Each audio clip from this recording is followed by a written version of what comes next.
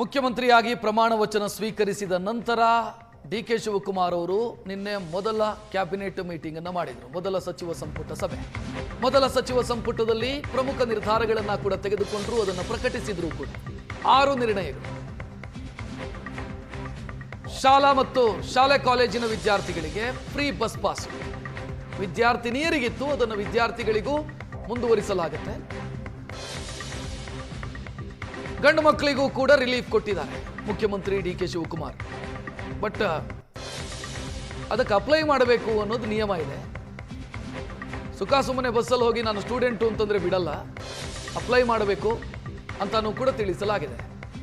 ಇನ್ನು 10,000 ಭಾರತ್ ಜೋಡೋ ಯುವಕ ಸಂಘಗಳನ್ನು ಆರಂಭ ಮಾಡ್ತಾ ಇದ್ದಾರೆ ಪಂಚಾಯತ್ ಮಟ್ಟದಲ್ಲಿ. ಅದಕ್ಕೆ 10 ಲಕ್ಷ ಅನುದಾನ ಕೊಡ್ತಾ ಇದ್ದಾರೆ.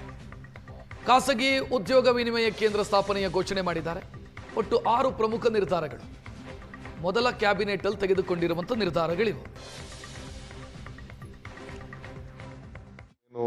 ನಾವು ತೀರ್ಮಾನ ಮಾಡಿದ್ದೇವೆ ಅಂತಂದರೆ, ಫಸ್ಟು ಒಂದು ನನ್ನ ವಿದ್ಯಾರ್ಥಿ ಯುವಕರು ಅನೇಕ ಸಂದರ್ಭದಲ್ಲಿ ಹೋದಾಗ ನಮ್ಮ ಹುಡುಗರುಗಳೆಲ್ಲ ಅವರ ಬಸ್ ಪಾಸ್ ಬಗ್ಗೆ ಮಾತಾಡ್ತಾಯಿದ್ರು. ಬರೀ ಹೆಣ್ಮಕ್ಳು ಮಾತ್ರ ಫ್ರೀಯಾಗಿ ಓಡಾಡೋದು ಬಿಟ್ಬಿಟ್ಟಿದ್ದೀರಾ, ನಾವೆಲ್ಲ ಏನಾಗಬೇಕು ಅಂಥೇಳಿ ಅವರೆಲ್ಲ ಗಲಾಟೆ ಮಾಡ್ತಾಯಿದ್ರು. ಅದಕ್ಕೆ ಇವತ್ತು ನಾವು ಅದಕ್ಕೊಂದು ಹೊಸ ಹೆಸರನ್ನು ಕೊಟ್ಟಿದ್ದೇನೆ. ಬಟ್ ಅದನ್ನು ಹೇಳ್ತೀನಿ, ನಾನು ಹೊಸ ಹೆಸರೇನು ಅನ್ನೋದು ನಿಮಗೆ ಅದು ಇನಾಗ್ರೇಟ್ ಮಾಡೋದು ದಿನ ನಾನು ಹೇಳ್ತೀನಿ. ಸೊ ಇವತ್ತು ಎಲ್ಲ ವಿದ್ಯಾರ್ಥಿಗಳು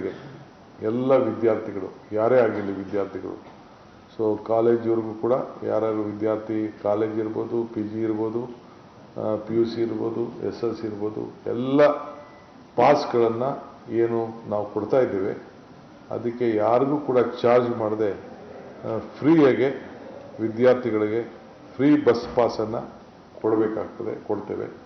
ಬಟ್ ಅವರು ಅರ್ಜಿಯನ್ನು ಸಲ್ಲಿಸಬೇಕಾಗ್ತದೆ. ಯಾಕೆಂದರೆ ಯಾರು ವಿದ್ಯಾರ್ಥಿಗಳನ್ನೋದು ನಮ್ಗೆ ಬೇಕಾಗ್ತದಲ್ಲ, ಸೊ ಅದಕ್ಕೆ ಐಡೆಂಟಿಫಿಕೇಷನ್ ಬೇಕಾಗ್ತದೆ. ಸೊ ಅದಕ್ಕೆ ನಮ್ಮ ಟ್ರಾನ್ಸ್ಪೋರ್ಟ್ ಡಿಪಾರ್ಟ್ಮೆಂಟ್ ಅವ್ರ ಹತ್ರ ನಾವು ಮಾತಾಡಿ ಅದಕ್ಕೊಂದು ಫ್ರೀ ಬಸ್ಸಸ್ ಎಲ್ಲ ವಿದ್ಯಾರ್ಥಿಗಳಿಗೆ, ಸ್ಟೂಡೆಂಟ್ಸ್ ಯಾವುದೇ ಸ್ಟೂಡೆಂಟ್ಸ್ ಇರಲಿ ಅವ್ರಿಗೆ ಕೊಡಬೇಕು ಅಂತೇಳಿ ಇಸ್ ದಿ ಫಸ್ಟ್.